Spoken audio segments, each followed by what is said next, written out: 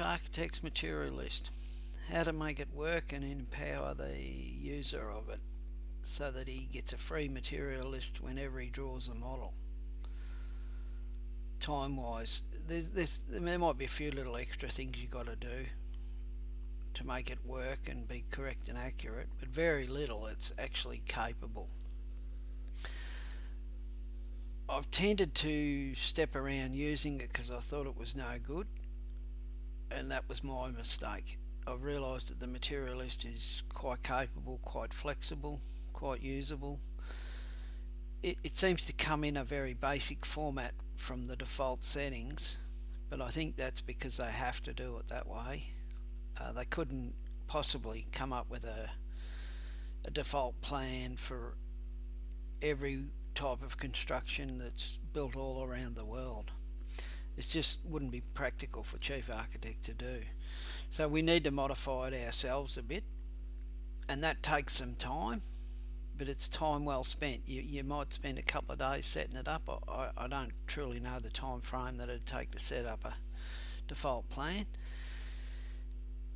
but it'd be time well spent because every time you draw a model up, you're getting a material list thrown in with it that's quite accurate and quite capable.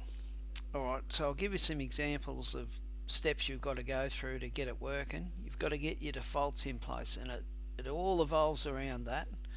I drew this model up without doing the defaults because I was trying to get my head around how it all works, and it was so time consuming editing the existing model that I realised it was impractical. So it's a must that you do the defaults, and the defaults are pretty easy to do. It's just a little bit time consuming because you've got to do every one of them. There's quite a few of them, and it mightn't take as long as I think, but I still think there's a fair bit of work in it because you're going to do your defaults and you're not going to quite remember everything. You're not going to understand how it works until you see it in the finished off material list, and you'll see it and you think, oh yeah, that's not right, and that's sort of how it taught me how to do it, was by doing it the wrong way because I was going back and forwards to the material list. I got to see how it was working, so there was some benefits of me doing it the wrong way to teach me.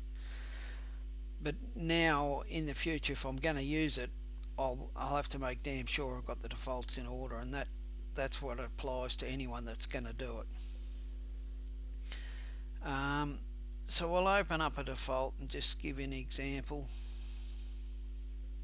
I just double click on the tools and it brings up the default settings instead of going to the spanner. I just find that the easiest way, the quickest way into the defaults. I find someone who's using Chief to its best is always checking the defaults and mucking around. So we'll edit this door. So there's a default set of defaults that come in all the components, but they're too limited. So I've added in like hinge screws, fixing nails for architraves.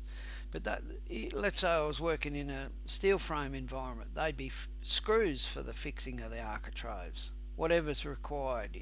You got no limits. You got no, any type of construction can be done, whether it be steel frames, whether it be steel jambs is another thing. All that can be done by just modifying these defaults.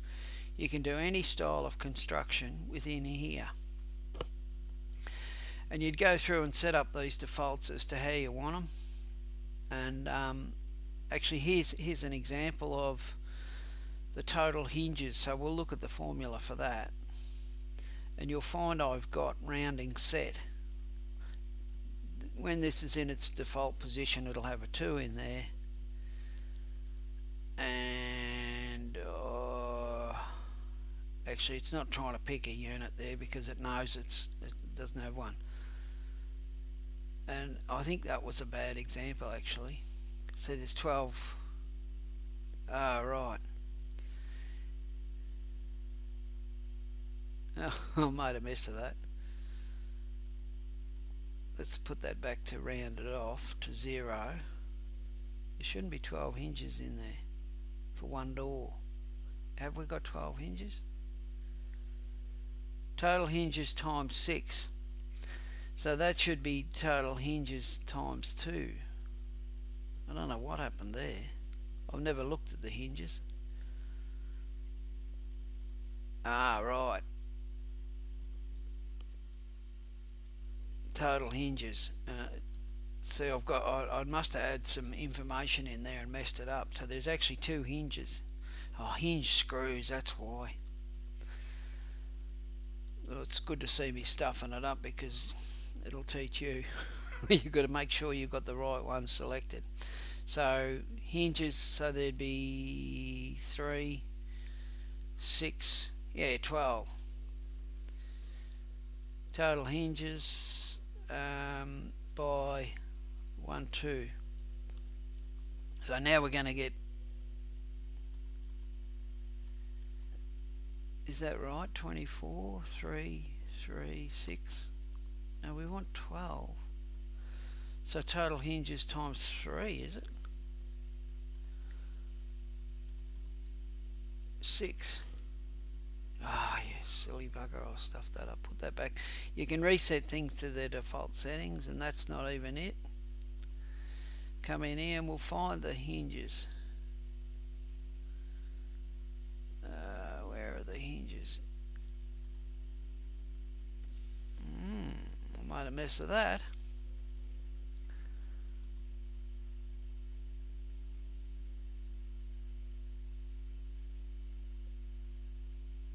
Total hinges, there it is.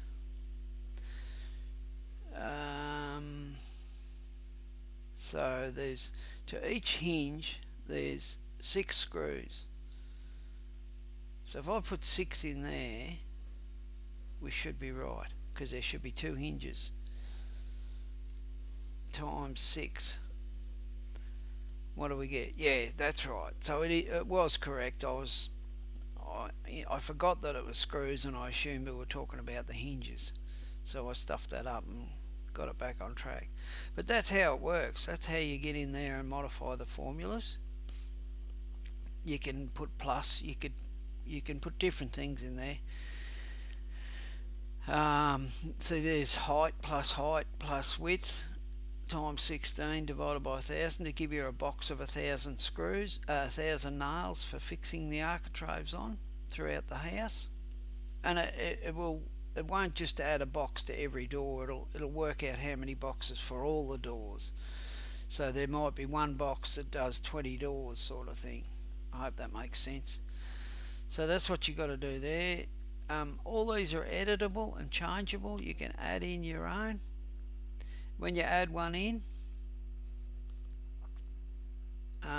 we might add in a door stop, not a door stopper, the actual stop that goes on the jamb.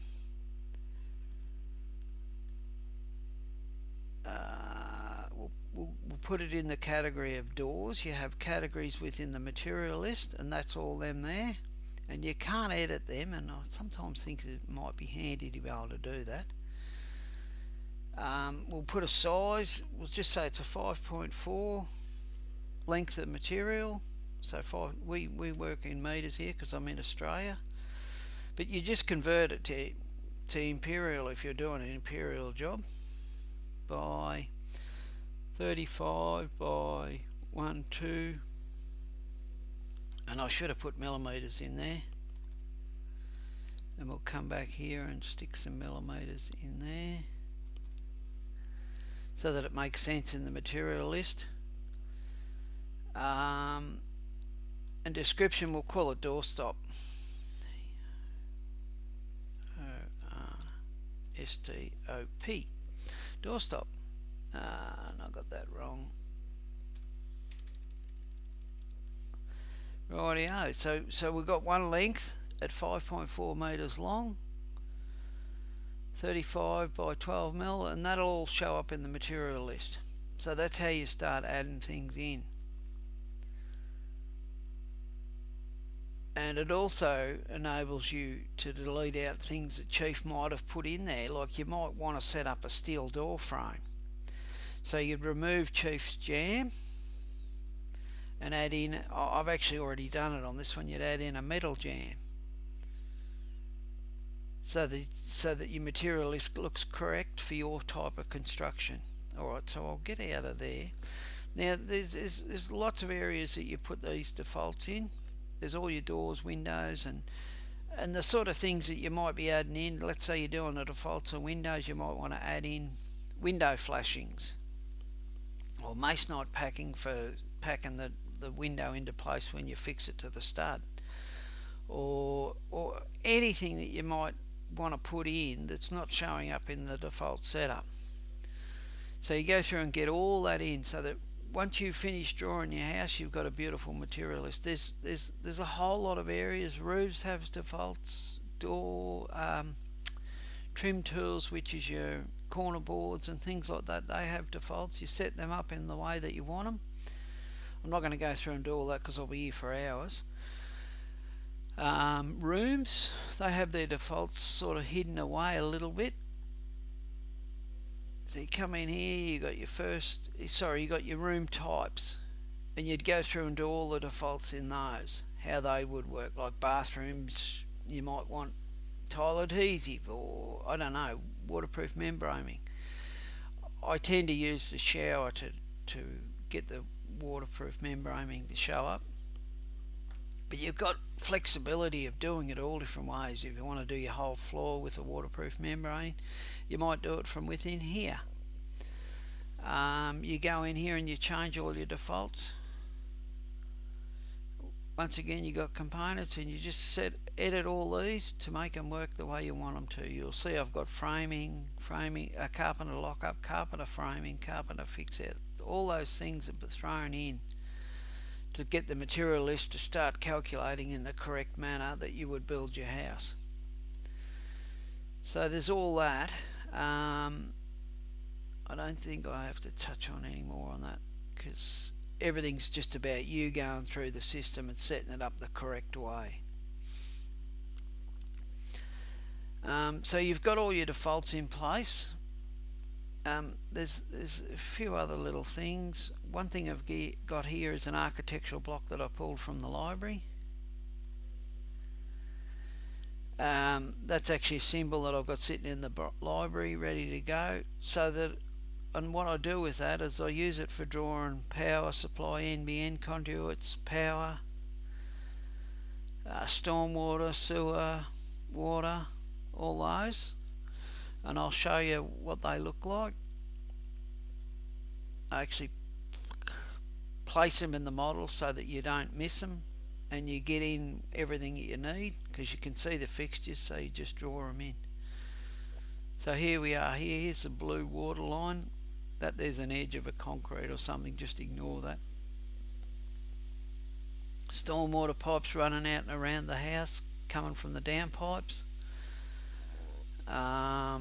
Sewer pipes running under the slab there, heading out. So if you get all those drawn on, you've got an accurate material list, and really accurate, like.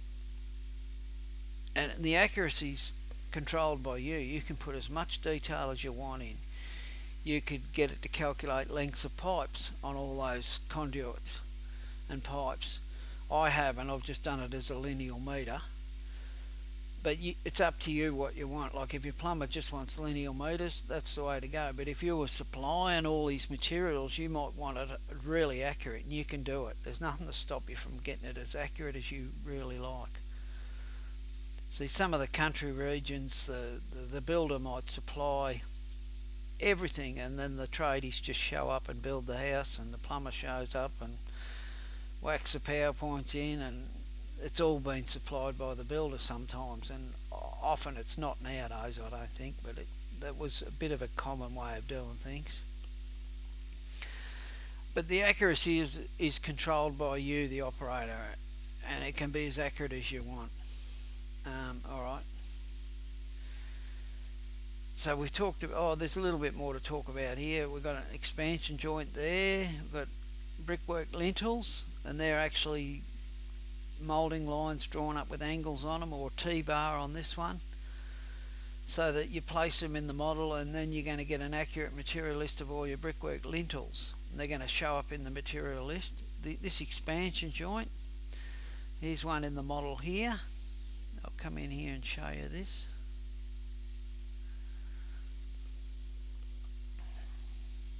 second. There it is there.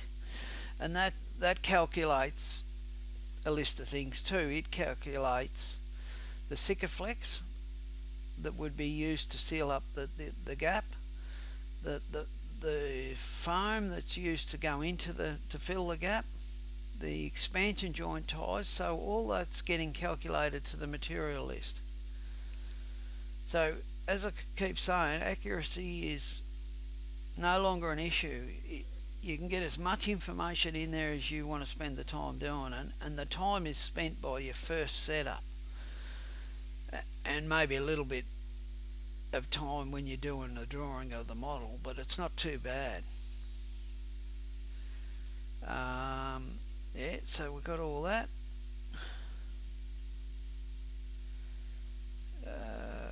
I'll get back here. There's more back there on the plan that I want to show you. So once all those things are placed in there, you would just delete this architectural block so it didn't interfere with your material list. But it's actually sitting in the library for your next plan to come through. I've also added in some stuff, and there might be a smarter way of doing this. Come over here to the layers, framing, add in material list. What I've done here is I've made physical 3D models just by drawing rafters and purlins and things. What it is Chief will put automatic purlins on your roof, but it won't put them up the hip that I know of. I haven't been able to get it to work. You can't seem to draw 45 degrees on a roof with a purlin. So what I've done is I've drawn them on the plan. I did a cross section of each hip to find out its length, and I placed all those components there. So you got a hip, a batten for each side of the hip there, and over here we've got valley support boards and a batten running down the valley. So they're all sort of drawn in that way off to the side there so that it calculates to the material list. It's not ideal, but it seems to be a limitation that Chief has with the battens, and I'd love it if someone could show me how to do it. But I used to be able to do it, get the battens to draw on an angle, but it seems like they've stopped that from happening, or I don't know, maybe I've missed a step somewhere, I don't know. So there's that element. I'll turn that layer off. We'll go back to the model. I've also done things like gutter. I'll just scroll down to find it in the layer sets. Gutter safety rail. This is just a moulding polyline that it's a 3D moulding polyline that draws a symbol around the edge of the roof, so that you've allowed for the costing of your gutter guardrail, so that when your plumber's working on the roof, he don't fall off the roof and kill himself. I've got that in there, and you might want to have some sort of a setup for your scaffolding system too, so that you can draw that on, so that when you're building the project, you've allowed for all those components and got financial coverage for them. I'm going to turn that off because it looks a bit ugly. It was just to demonstrate. So we'll get rid of that. We'll go to a different camera view so I can show you more of the inside and talk to you about that.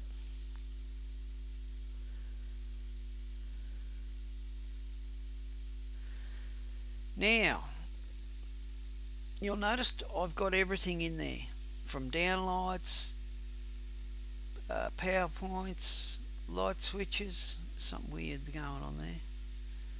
Oh, that's the wrong PowerPoint actually. That was me playing around figuring out Chief's system.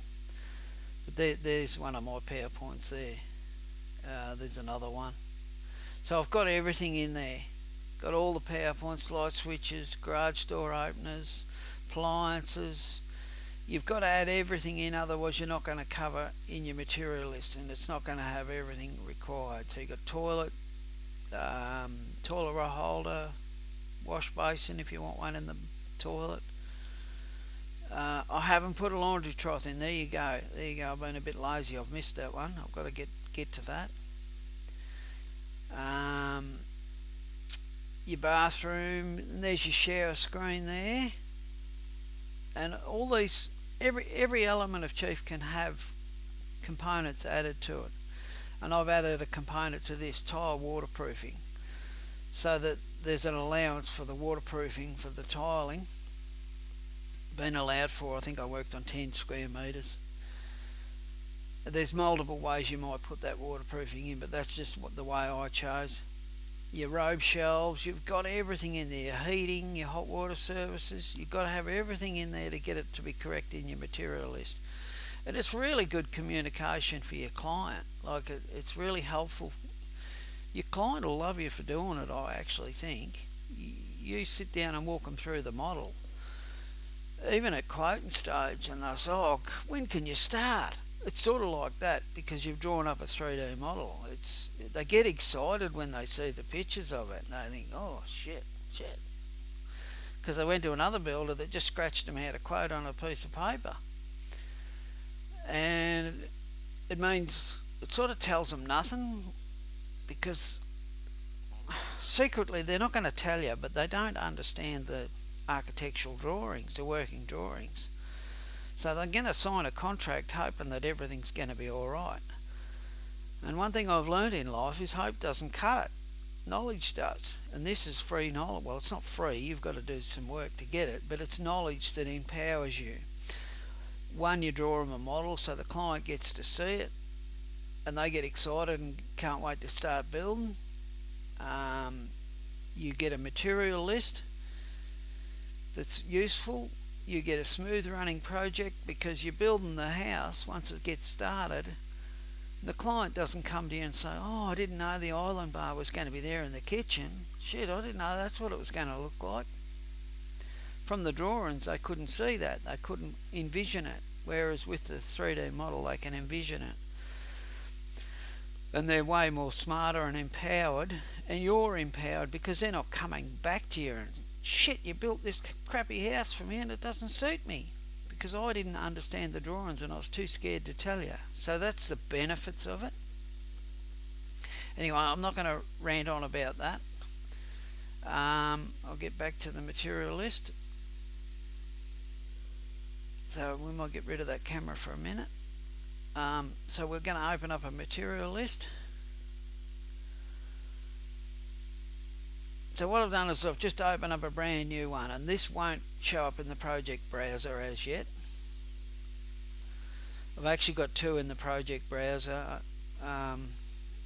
Yeah, and the ones in the project browser are live, but this one is also live, I think.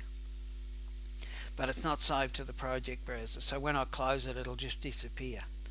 But if I save it to the project browser and I've got it open, or this one open, and I start editing the model, it starts slowing everything down, because the minute I'm editing the model, Chief is automatically updating the material list, and it gets a bit slow and laggy. I've only got a low-end laptop, 2060 RTX, so it gets slow. So I keep the material list shut unless I'm working on the material list. I don't just leave it open in the background, because you'll have a real slow model and you'll be waiting forever for your project to update in Chief. Yeah, alright, so here we are, and we can start seeing some of the things I've added in. Carpenter hang door, everything becomes in your material list, and it becomes empowering and useful to you. I shouldn't use words like that, I think it sounds like bullshit. But I feel like it's the truth too. It does empower, because knowledge makes us smart, and having all this information in front of you, you're right to go to start building the house, and you're more likely to have a quote that's correct and in line. So anyway, you got all this stuff, and let's say you've got something in there, and you're not sure what it applies to. Here's an example: the Sikaflex grey. I know what that is, but I'll give an example. Let's say you come across it in the list and you scratch your head and you say, what the hell's that? Where does that belong in the model? Well, you come down here to these tools, and this one here will show you within the floor plan. So it's going to know that it's it's selected that one and that one, which is the expansion joints. So it's got Sikaflex in there. And that's how you find it in your model. So if we go back to the material list, another way we can do it, we can literally open it up and see it. So this is the components specification dialog. And you get in there and change its components too, and I'll show you what its components are. Expansion joint foam roll, house wrap, Sikaflex grey. You can just get everything in there, everything that you want. So the material list ends up being exactly what you're going to build. Alright, so what else do I want to tell you about? Oh, the pricing structure. So when you first build it, there'll be no prices. You'll set it up and there'll be no prices. Now you might add it in at the components stage, and you also might add it in the material list, and you might do a mixture. It doesn't matter. But here we are, we've got $25 each for a tube of Sikaflex, and it's gone for 0.5 on the count. Well, here's a perfect example where I'd want to use the rounding system. For some reason it's not wanting me to change it, but I'm going to change it. I'm going to put 0 in there and see if it rounds it off. And it did, it rounded it off to 1 tube. So that's how the rounding works. And it knows that it's each, so it's 1 tube of Sikaflex. I thought I actually put a quantity of the tubes and everything in there. Hang on, I've lost it. Oh no, there it is. Sikaflex grey. I should have called that a 300 gram tube or something, and it'd be a bit more informative. So the better you describe your things, it's easier it is to understand your material list. Alright, so that's all that stuff. What else have I got to tell you about? Pricing.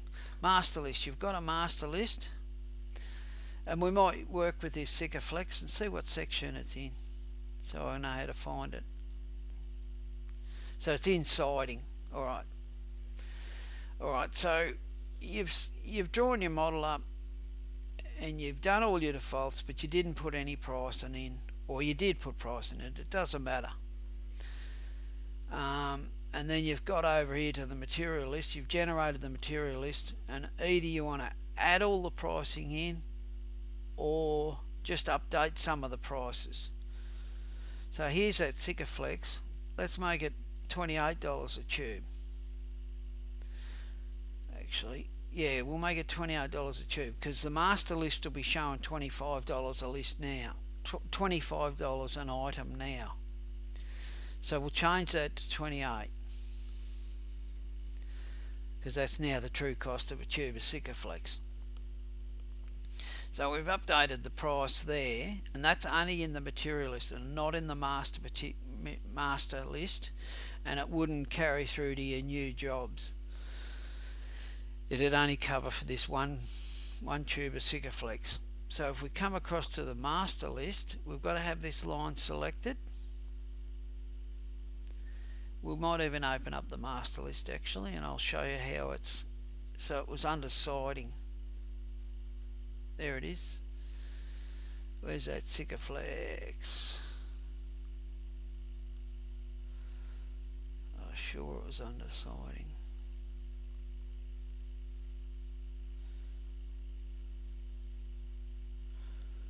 Why am I not? Maybe it's not in the master list as yet.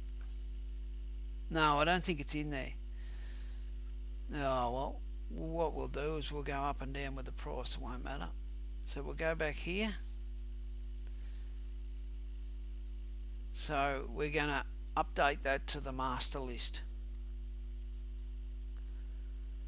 So now we'll go back to the master list, and hopefully it'll be, there it is, Sikaflex grey. That's how you get things to and from the master list, and the price will actually be updated.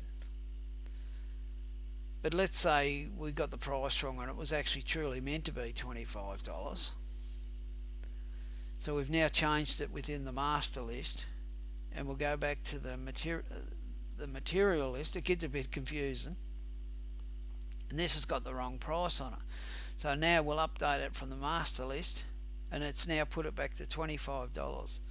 And I think you can just highlight the whole sheet and update it to the master list, change all the prices, and then bring it back to your material list all in one go. It's not about I'm doing one at a time, but that was just to show you how it works. So that's what's going on with the master list. I'm trying to think what else I should be telling you about. I'm going to close up my master list. Might get rid of. See, and the walls are calculating by prefab wall frames, which has now become very common that they just build houses with prefab wall frames. And I think I'm working on the roof trusses that are calculated as square metre, because I've told a few prices for it. There's a way to do it to simplify it, because Chief struggles to draw the roof trusses the way we might build them in Australia. You can do it, but it takes a bit of manual drawing. So what I've done is I've turned off the roof truss framing, and I'm just working it out by the square metres for the roof trusses. Yeah, alright.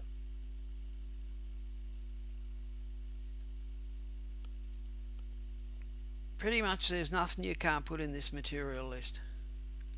And it's only a bit of pain the first couple of days setting up your defaults. And once they're set up and you start drawing your models and your new plans in the future, it just works.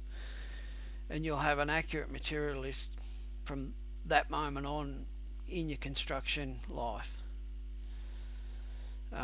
It might get a little bit challenging when you get to some difficult jobs or complex type construction, but hopefully you'll start off with basic houses, and by the time you get to the difficult stuff you'll be an expert. Yeah, no, that's I think that's all I need to tell you about it.